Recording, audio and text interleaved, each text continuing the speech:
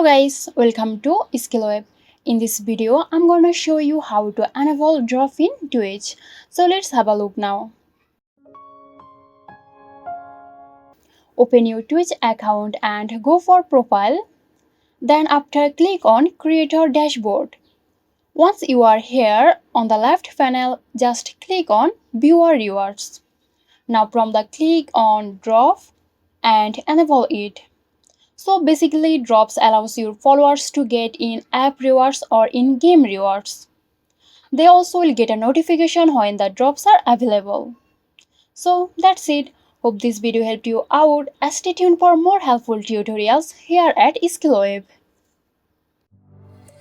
This video is sponsored by Zerosoft. Zerosoft offers graphic design, UI UX design, digital marketing and web development. Elevate your brand with Zerosoft today. For more details, check the description box.